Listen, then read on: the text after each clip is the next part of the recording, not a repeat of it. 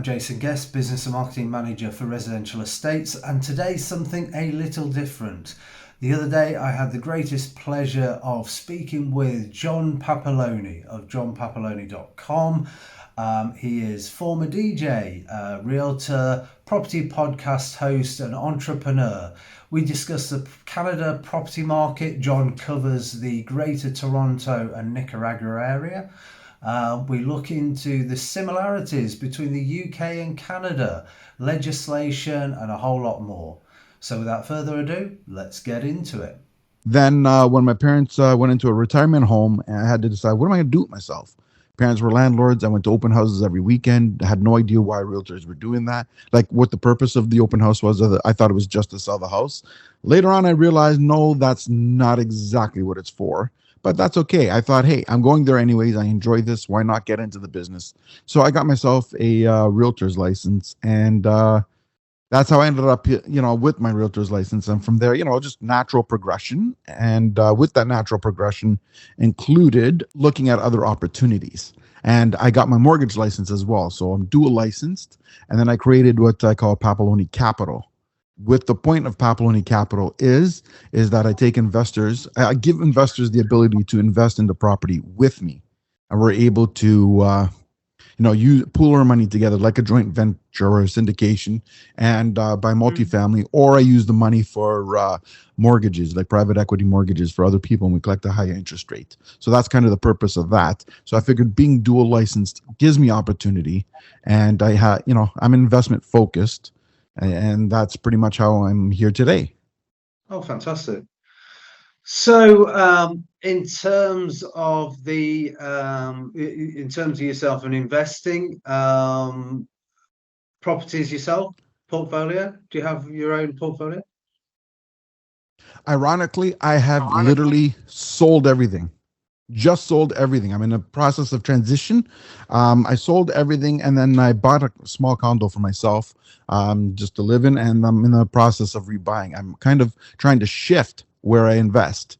I live in Ontario, Canada, and we're not very landlord friendly there. So I kind of, and I see some of the pain some of my clients are going through, such as not being able to get people out. And I figure with the market turning, prices dropping, everything that's happened, well, they're coming back now, but that's besides the point. Over the last year, the prices had dropped, things have changed. Couldn't get people out there. There's a 12-month wait to get into the landlord and tenant board. So I said, hey, time to cash out.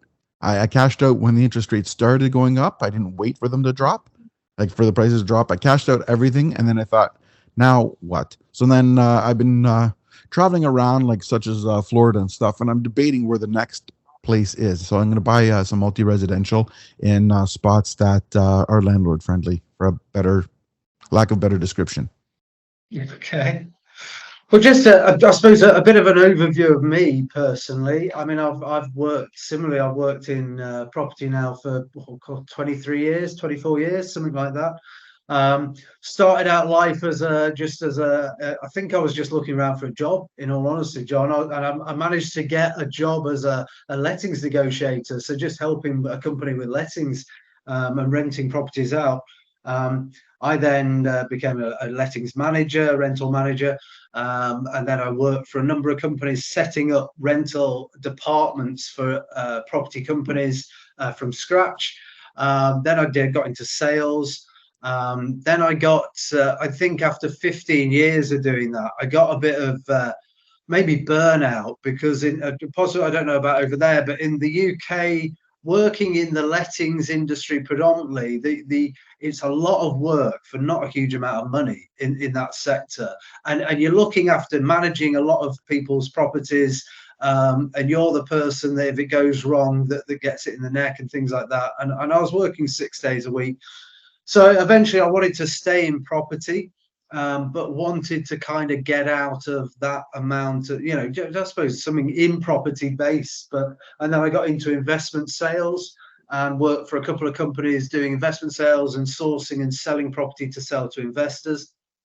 And then I've got a bit of a background. The company I'm with now, currently I've been here now for 7-8 years, Residential Estates. I think with my background, my parents run an advertising and marketing company, and I always had at school I did art and design, and that was my side. I hated maths and things like that. Even though you need maths for investment purposes, but I was always art and design. So I think I got into marketing, and now I run and head up the marketing department, and also help with business development and run a team of agents. So that's my background. In terms of us as a company, we are well 30 plus years established. We started out life as a rental company, and then we did about 16 years ago. We started doing Airbnb type of short-term rentals and management.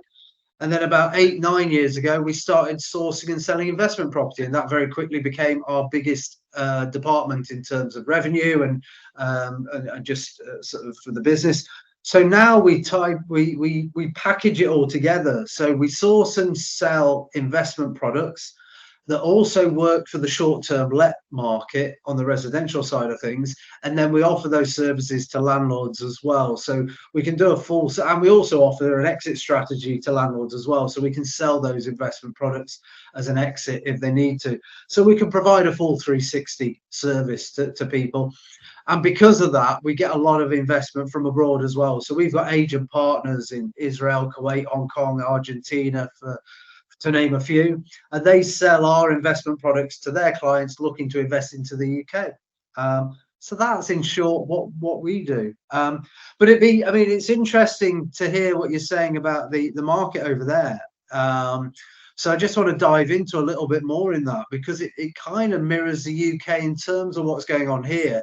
At the minute, we've got a lot of press going on about how there's large amounts of landlords leaving the industry because of legislation, because of taxes and things like that. So that's interesting that you should say that at your side. So I'd like to hear a bit more about that. Yeah, absolutely. See, the other thing we had, like everything, COVID hit and the world went bananas. And I don't know if you noticed if it's like that there or not, but there's a lot more angry people than there used to be. But besides the point, so during the pandemic, we had our premier who went on TV and basically told people, hey, we're in a pandemic, we're in a lockdown. If you can't pay your rent, then don't pay it. And that was the start of chaos. Now, at the time, only 3% didn't pay rent. The rest continued and worked with the landlords, and landlord worked with the people. But with that being said, the landlord and tenant board pretty much became non-existent and closed. It was not a priority. So now they got a backlog of claims that they're trying to catch up with. Interest rates increase. We're still low inventory. Even with everything that's happened, there's almost nothing available for the amount of people looking. Now, what ended up happening is... Is that from a rental point of view or for a sale point of view, or both? Both. Rents prior to COVID, a one-bedroom apartment in the city would have been about $1,800. Today, it is about $2,500 to $3,000. And that's because of rising interest rates and shortage. There's a shortage. They let in over 1 million people in immigration. And I'm not saying that's a bad thing. It's not an immigration statement. It's the fact that when you're short housing without the 1 million people, and you have many people living in their parents' basement because they can't get out, now you add 1 million people to the market and say, go find a home. That makes it a lot more stressed. So the market is stressed in terms of the availability. The affordability isn't there. And what ended up happening is and then with the increased interest rates, there's a lot of landlords that are negative cash flow and they're having issues with tenants. So between losing money every month and having problems with the tenants, many people are just saying, let's just get rid of this. There's still a profit from when we bought it, so we can cash out. We still made money. Let's get out while we can. And that's sort of the trend that's starting to happen. You mentioned about people finding it difficult to get tenants out. And obviously in the UK, they've just abolished the Section 21 notice in a similar move. And it was, in a way, the government has brought in legislation to well, what they deemed to help tenants, but all that it's actually done is actually hurt tenants, because you've got now a situation where, because of that, or directly because of that, you've got landlords leaving the industry. Because of that, there's then less property on the market, which then all that's done is increase rents. So now, so the people that the government say they're trying to help, i.e. the tenants, has actually hurt the tenants, because now there's less property and the rents are going through the roof. So yeah, that's where we're at today in the UK. So it Yeah, sounds similar over there. yeah, we are pretty parallel on that. It might be, different labels, as in your Section 21 will have Bill 193 or whatever, or Bill 93 or whatever it's called. Different names, results are the same. Yeah, no, that's interesting. That's interesting. That being said, though, John, I mean, you mentioned about obviously yourself, and you're taking the line of going to, sort of selling a portfolio. We certainly, obviously, we see it on both sides, because we source and sell investment product out there.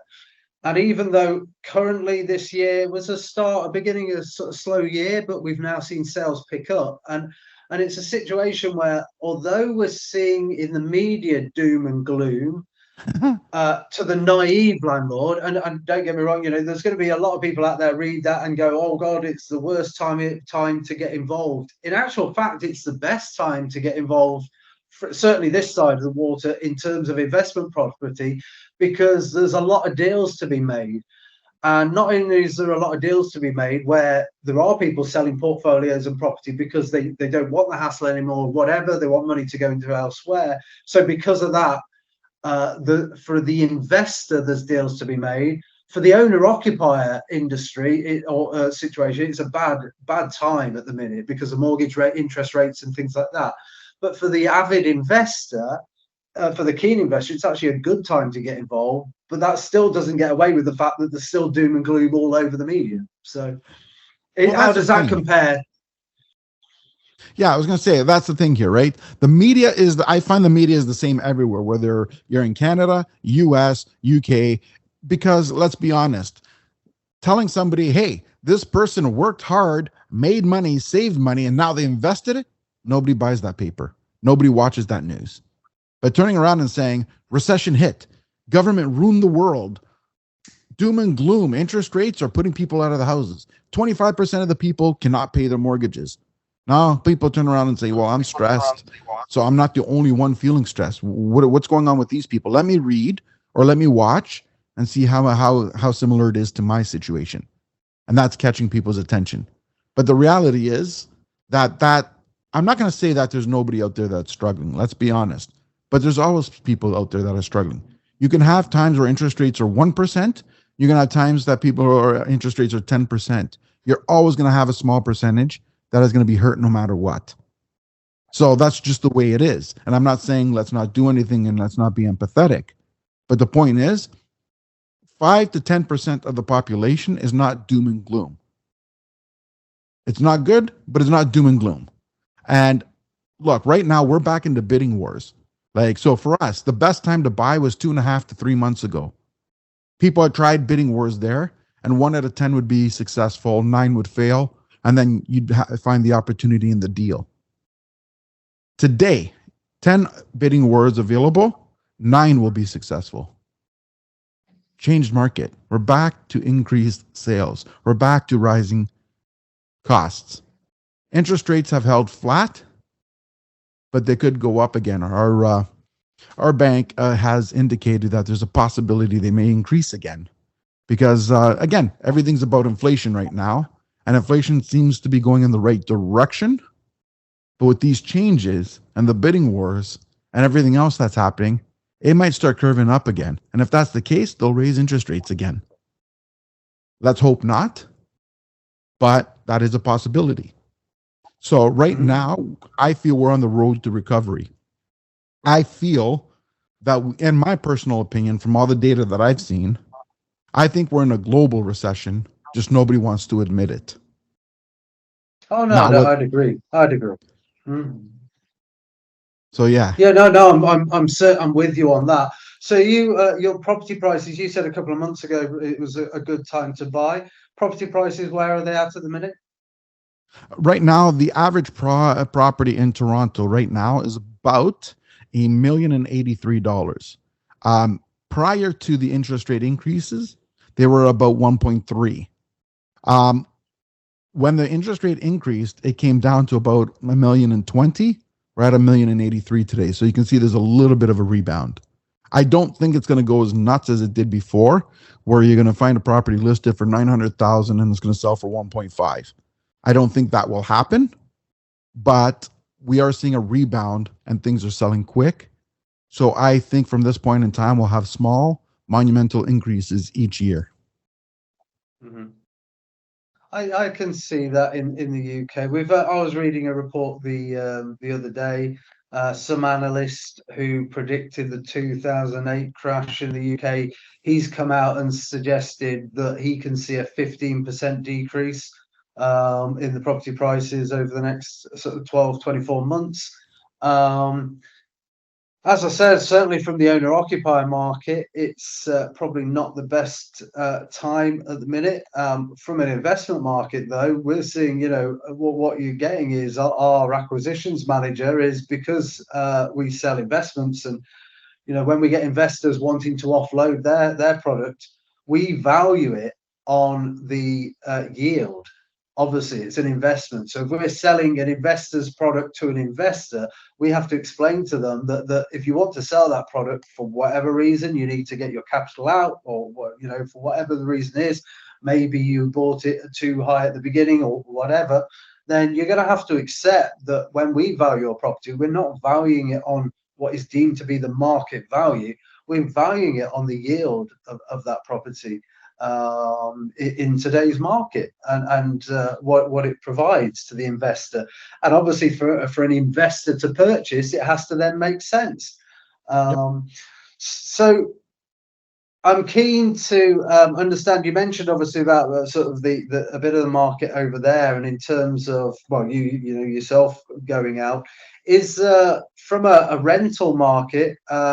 Is there a big what's the biggest market there in rental terms or investment terms? Is it standard buy to let? Do you have a market for short term lets and Airbnb type of style investment product?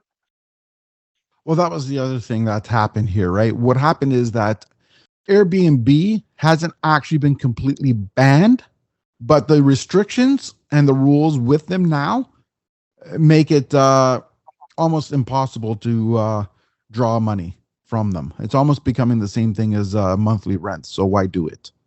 It's like, again, you get higher rents per day, higher rents per month, but then there's admin fees for the government. There's fees to licenses now. There's all kinds of stuff that all these fees and licenses take away that extra profit. So why do it? Which is exactly what the government wants right now. That was one of the ways they're tackling this housing crisis. Surely there's then that in a way is cutting off your whatever, to spite, because there must be a mark, same as over here. As a company, we don't, when we manage, we say we're talking about Airbnb, we don't do sort of one night stays. So we have a minimum of 2 night stays. So we're not looking at hen parties and stag do's. We do leisure stays, but we're predominantly looking for corporate lets. So we're dealing with businesses who want to pay a nightly rate, but they're quite happy to book for 12 weeks, whatever, 6 months, even 12 months on a nightly rate, because they want their executive or whatever to stay there. So that's the type of letting on an Airbnb style that we're looking for. And there's still a market for that. So the government there are places, certainly in Scotland here, they've got licenses. And I know in some cities and towns in the UK or in England, they're trying to bring in licenses for Airbnb. But I think it's a silly thing to do. Absolutely. What ends up happening is it's sort of like the way Uber came in and the taxis complained. What ended up happening is people do not want to update. They do not want to grow or change. So they want government intervention to basically keep things the way they used to be. And reality is at some point in time, innovation comes in, and it's just something people have to live with. Right now, the government needs to look like they're doing something to help this housing problem. And even though it is a poor attempt, and it is not very effective, or not effective in the way of what they want to do. It is some, at least they have the appearance that they're doing something. Now, where I'm going with this is there's an opportunity that has come out of this. So yes, I said Airbnbs. I'm not saying it's not worth it. It's just not as profitable as it used to be. But what it has done is has rejuvenated the hotel business.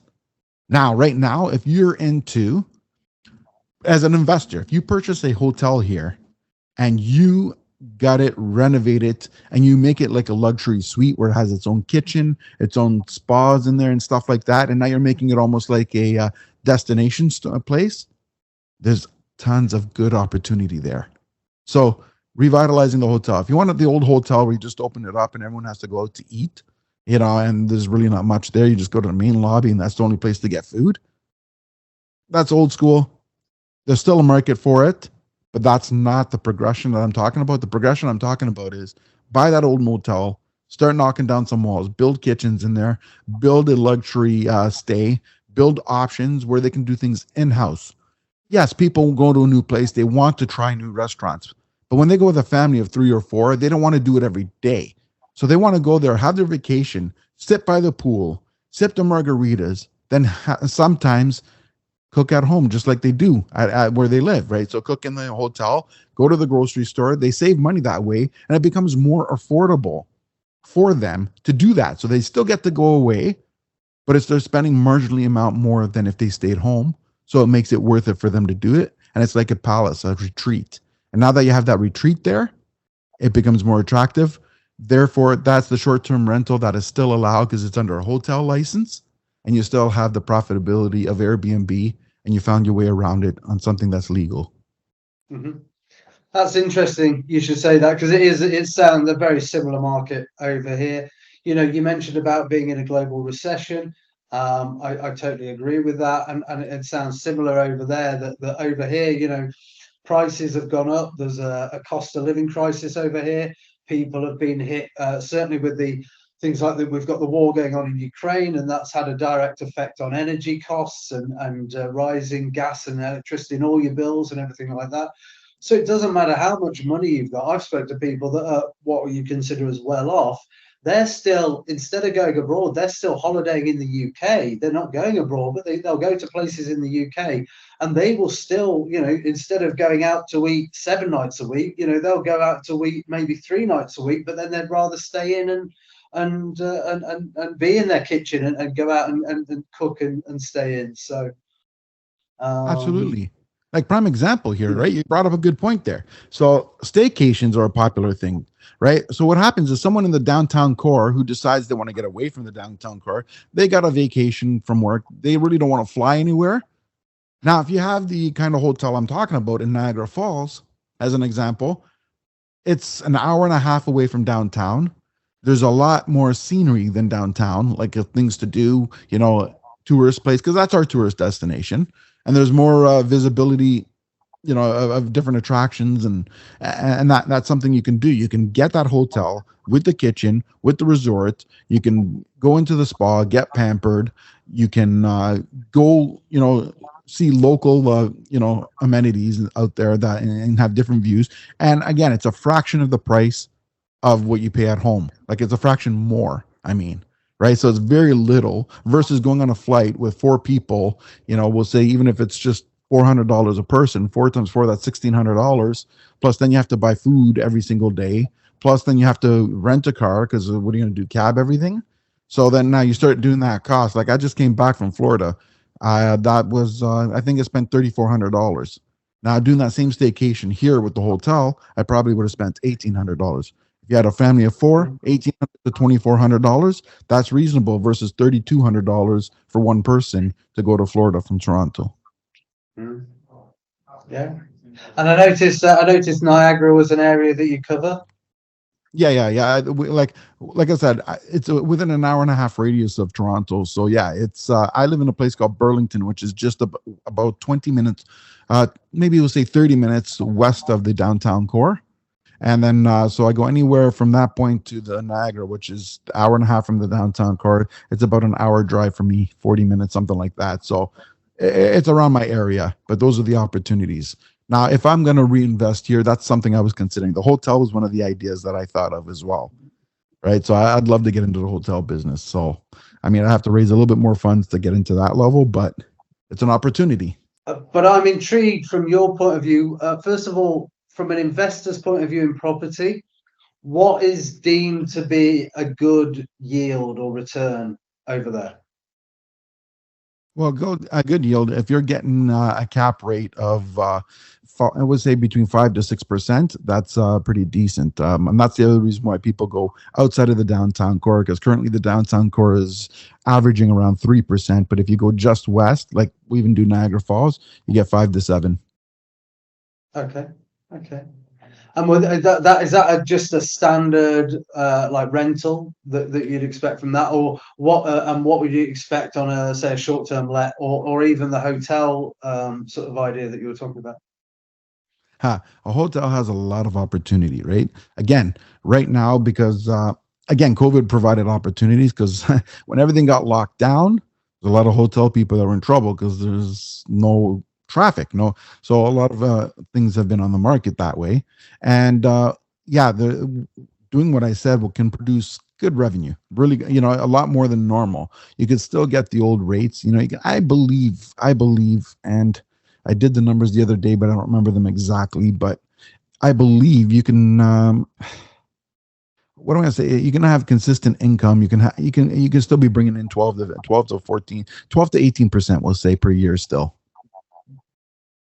Okay, yeah, well, yeah, that's fairly decent, and that's probably consistent to over here. We work on a well, for a normal, in very broad terms, a property over here, if you let it out, say an apartment, that you let it out on a long-term let rental, I suppose a good net yield or return would be, after all costs, between 4 and 6%. But that same property, if it works and it works and it's the right location for doing a short-term let side of things, with I don't know, what we'd probably consider as a low occupancy rate of about 65%, you could get a net after all costs. And we look at about 40% that you need to take off for costs and things like that. You could probably still net in the region of 9 to 11% on a 65% occupancy. And obviously, if that goes up, then your yield increases. But so that's probably consistent to similar Yeah, over here. absolutely. And the other thing with the hotel business, as an example, if you get in there, now you've got 3 avenues, right? Like you got a business built in, you got appreciation of the land, plus you got that rental income. Yeah, exactly. Yeah, good model to be in, definitely. So, in terms of investing yourself, have you ever looked at investment elsewhere? So you mentioned that you were looking at possibly, was it Florida? You said that you were looking at. Yeah, I'm leaning towards Florida myself. I've been there twice in the last 10 months and I've looked at different areas. I stayed in Naples this time. I went to Orlando. Last time I was in Miami. Um, so I am looking at something there. It's one of those things that if I'm Airbnb it, and that's my intention, Orlando's a good buy. If I'm looking for long-term rentals with landlord friendly, it's closer to Miami. If I'm looking towards my personal taste, then it's Naples. Okay. So yeah, you've got to work out which one you want. In terms of property prices, how do they pan out over there into those areas? um, right now, like everything's been. I think it's reasonable. Like we'll take the place in Orlando. I saw a townhouse development. Units were going for about 470 to 490,000 US. The HOA fees were about 260 a month. It is decent for an Airbnb in that area. It does offer plenty of opportunity, and you can cash flow. So I like that opportunity. Getting into Miami, the places to be, it's like that's very competitive now because I think everybody wants to be there. And there's it's one of those things that you have to go large. And in being honest, probably might be bigger than my capabilities. Are these areas that are that that you think there's capital appreciation in them? So for example, I don't. Do you know the UK at all? Not very well. I mean, I know of it. I've seen things of it, but I don't know the real estate part of it. Okay, but there's obviously, and I'm sure there's places over there where a good example of this is Manchester. So Manchester's a big city, and a lot of people we get questions, oh, what have you got in Manchester? And that's one of those areas that, as a novice investor, you hear about and you think, okay, it's a great place to buy. And it's a lot of these things. If you're hearing that it's a great place to buy, you probably missed the boat. And certainly with Manchester, you missed the boat by about 5 years or so, 5 to 10 years even. Um, Property prices in the centre of Manchester City are nearly comparable to London. Like, we're talking capital prices. In terms of returns there's a lot of saturation. So these areas, I suppose what I'm getting to is, are these areas that you're looking at? Are these areas that are sort of are up and coming, and areas that you can see growth in there? With Miami, I think right now Miami is probably near its peak, and that's because that's everywhere every investor wants to go there because it's tourist area amongst residential. You got the good combination. It's young, vibrant, and a lot of nightlife going on. So it's kind of a destination point. Same with Orlando. Orlando is a destination point because of Disney. Now, the thing that concerns me with Orlando, and I don't know if it's true or not, which is still part of my due diligence, is that I heard a rumor that Disney's threatening to leave Orlando. And if that's the case, that investment will go to poop, for lack of a better description. So that's my major concern with that area. And again, it may just be a rumor. I don't know. I'm got to do due diligence there. And then Naples is more of a retirement community, and I'm not saying everybody there is over the age of 65. I'm just saying it's older. You typically don't see 18 to 25-year-olds, running towards Naples. But it's very high in golf. Like if you're into into the golf game, you like playing that, and you're into that kind of stuff. Naples is pretty much the golf capital there. I mean, like there's I drove by like 7 golf courses just on the drive to the hotel. It is really known for that, and it's known for that old, like that more upper end, higher echelon, for lack of better description. And it has a great downtown core that has a lot of attraction there. I mean, I was there every day for happy hour, and happy hour there is pretty good.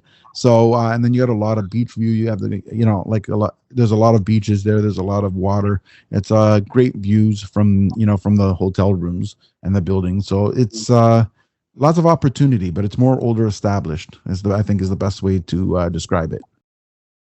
Yeah, and those kind of areas tend to be the ones that hold the value, don't they? Certainly, like you Yes. said, certainly with golfing areas and things like that. That's not going to go away if you're next to or close to an established golf course. That's always going to hold its value. And that's what I think from my own research. I think Naples will hold the value. I think it'll have slower growth overall, but it'll be consistent growth. Where the other places probably are destination points, and if they ever become non-destination points, that they'll get beaten. And so consistency, I think, is the Naples. Yeah, yeah. We've just, funny enough, you should say that we sold out of a development in a small town called Heswall. It's on what's known as the Wirral, but it's close to the Royal Liverpool golf course, which is hosting the Open. I think it's 151st Open this year. Those apartments are due to complete very shortly. And in terms of rental figures, when the Open is on, the actual, the rents that they can get 5, 6, 7 times even more what you'd get on a normal sort of night or nightly rate. So yeah, great place to invest and to be. I get you on that, definitely. I mean, in terms of just very quickly, I know I've taken up quite a lot of your time, John. Bit of predictions for this year. I think the inventory levels are going to remain low. I think we like right now. Currently, we are going through what we call our spring market. It was a delayed spring market, but in comparison to the past years, I still think that we're going to be short on inventory. Like prime example, 2020, 2021, we were doing 122,500 transactions per year. We were projected to do 60,000 this year. I think we'll hit 70. That's just my thought process. I could be wrong, but either case, even if it's whether it's 60 or 80,000, either case, you can see that there's a shortage of inventory, which is going to keep the prices high. I think what will end up happening is even if there's an interest rate increase again, I think it'll stun the market, but I don't think it will, destroy it or plummet it. I think it might just cause a pause. I think the growth will be minimal, but I don't think, I think we'll see a positive growth, but I don't see it'll be massive growth. My guess is going to be somewhere between 2.5 to 6%. In terms of, well, just in terms of investment, I mean, obviously yourself, you've talked about investing and looking at investing again. Have you ever invested overseas or looked at investing overseas? Not specifically the UK, but anywhere in general? Honestly, I've never left my country before. I've stuck everything in Canada. It's only recently that I decided that I wanted to look elsewhere. Right. Okay. And is that because of the market? Is that because I've always been intrigued, I suppose. I suppose it's because I've always worked in that industry. Similarly to yourself, I've always been, well, one, you obviously want to sell to people. That's what we do as salesmen. It's your nature to want to sell. But I've always been intrigued as to why people perhaps won't look at, say, the UK or won't look at Canada or whatever it is from other places. Has your market always been, maybe up until now, given you exactly what you wanted? For me, it was more of the market I knew. I could direct it. I can control it. And what I mean by control it is I can't control whether prices go up or down, but I kind of can see the trends faster. You know what I mean? Because I'm in the industry and I see what's happening. I see the daily stats. So I kind of know what direction we're going and I can kind of follow along a lot easier. So I kind of played in the market I knew where, and also what I mean by control is a prime example. I kind of know what's happening with rents. I kind of know what's happening, like the problem with the landlord tenant board. You kind of saw that coming, right? So I can kind of anticipate the issues. I can visit tenants if I wanted to. If I had, when I have investment properties overseas, you're relying on somebody else. And when you're relying on somebody else, you better hope that they're honest because you're not going to board a plane every time there's a flood, right? Like, so it's one of those things that, again, it was learning curves, and I think I was too junior of an investor to want to venture out in areas I didn't know. Where now, as I've become more progressed and more in depth, and I've kind of learned a little bit more and been in it for a long time, I kind of think I'm ready to kind of take that next step. And do you see a lot of overseas investment into Canada? Not currently. We won't see. I don't see we're going to see a lot of stuff for the next year and a half. We have our government has actually banned foreign investors till 2025, I think it is. So there's certain exceptions, but for the most part, they've banned it. Again, another one of those ridiculous attempts to control inventory. Like you say, similarly over here, it's legislation, isn't it? I think it's where they're trying to come up, and it shows that they're trying to help people, when in actual fact, people are moaning about the economy, and we're the same over here. Well, stop putting in legislation that's actually hurting people, because that, you're also harming the economy by doing that. Well, here's the thing, right? Here's my problem with the foreign investment thing that we're talking about. Our foreign investors represent 3% of the market. So if you put most of your legislation into 3% of the market, there's not enough skin in the game there to make any massive changes. So it's one of those things that it's like a futile attempt. You're just wasting time. But again, it goes back to appearance. The other thing is in terms of, where's it going to go? One thing I've learned is we have more red tape and legislation in terms of building houses than almost anywhere out there. I think what they need to do is remove the barriers that are holding builders back. Like, builders are currently building 50 to 70,000 units, projects a year. Or is it, anyways, yeah, Yeah, 50,000 to 70,000 units. Sorry, that's right. And they actually have the capability to do 120 to 140,000. But there's so much red tape. There's so many holds that they can't physically do it. If it, like, prime example, you gotta it takes 6 to 12 months to get a permit. You do something, you need the inspector to come by. They might not come by for 4 months, so your project's on hold for 4 months. How can you possibly build in mass quantities if you can't even get somebody to inspect the work and give the approval for the next step? And these builders are presuming similarly the same over here. They've financed or whatever. And if you've got a development that's sat there for 4 months doing nothing, and you need money to pay back loans, etc., that's no good for anybody. Yeah, and that's my point. There's so many red tape and so many taxes on builders. I found out that 31% of the cost is government fees. That's ludicrous. So on $1 million new build, the government is taking 310,000 based on that average. And then they're saying, "Oh, housing is not affordable." No kidding, no kidding. When you're taking that much, the government gets a bigger percentage than the builder's profit. Like, to me, Yeah. there's something wrong with that. Yeah, that's ridiculous. I mean, I don't know in terms of building costs as well. You brought up COVID before as well, and certainly since COVID over here, I know developers are struggling massively with building costs in terms of just the cost of supplies. For one, yeah, that's one thing that's massively put prices up. So yeah.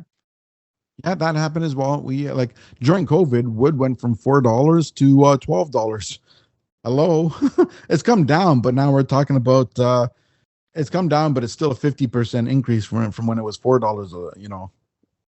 It's crazy. It's crazy. Like so, and I'm just giving you one example. So like overall costs have gone up as well. And that's the other thing that's been stunting our growth.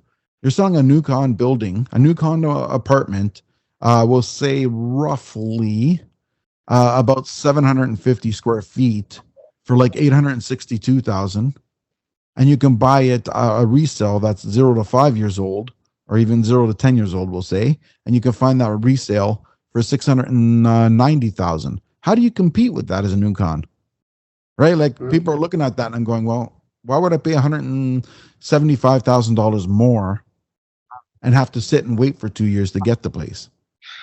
Well, look, John, I've taken up a massive amount of your time. We're at nearly an hour, but what is really interesting for me to see how you might be a long stretch away across the water, but in actual fact, things are very, very similar in terms of Yes, markets.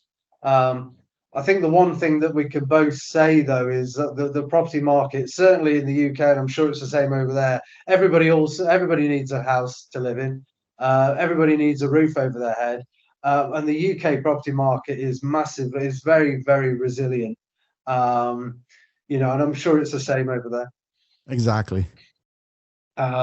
So yeah, we all need a roof, and I'm sure like you say, things are we're in a bit of a worldwide recession. I'm sure things are going to change as they always do. It's an interesting market to be in, certainly. You've been in it long enough to see ups and downs, more than enough, and I have as well. So. But I really appreciate you spending the time to chat to me this afternoon, and it's been a real pleasure. Absolute pleasure. Thank you for having me on. And I just want to say you're right. Like, that's the one thing for anybody watching or listening. The one thing you have to remember, it is a cycle. What goes up comes down, what goes down will come up. It is a cycle, and real estate is the long-term investment. As long as you project whatever you invest in over a 7 to 10 year period, no matter when you buy, whether you buy now, yesterday, or tomorrow, over that 7 to 10 year period, you should come out all right. I'm glad you said that, John, because we've got lots of investors we speak to daily that, like you said, if you're in it for the long term, forget what you're reading in terms of bad publicity, the bad press. If you're happy to invest today and you're happy to leave that money in for 7 to 10 plus years, you'll do all right. Yeah, exactly. So thanks again, John. It's been a real pleasure having you on. And have you got any quick plugs for us, websites to visit? If anybody is interested in your market, is over there, wants to chat with you, where can they reach you? Absolutely. You can reach me on my website at www.johnpapaloni.com. That's JohnPapaloni.com, or use my name and find me on Instagram and shoot me a DM. Fantastic. There you have it, guys. If you want to reach John, and he'll give you the ins and outs of the property market over there in Canada. And I hope that it all goes well when you come to research your short-term lets. And hopefully you'll get some decent investment over there. And I'll keep an eye out on your Instagram, see if I can follow your purchases. Thanks so much. All right. Well, we'll speak again sometime, John. And again, thank you very much. That was a pleasure. All right. Cheers. Thank you. Right, John. Yeah, just quickly. I was just saying that more for the video, but yeah, really appreciate that, John. That's fantastic. So yeah, no, appreciate you talking and spending the time. Absolute pleasure, man. Once you download it and all that, send me a copy of the video. I'll share it as well. Yeah, I'll get that. What I'll do is I'll download it. We'll get it edited. I'll get my my colleague to edit it, and then we'll throw it up on the website. And yeah, we'll stay in touch. It was good speaking, and if you're up for doing it again, then I must admit I was a bit rushed today because I'd got a meeting and all that. But I'd love to stay in contact, and perhaps we can do a further update of this, perhaps later on in a few months' time or something like that. Looking forward to it. All right. Well, have a good rest of your day, and we'll speak soon. Sounds good. Thanks, man.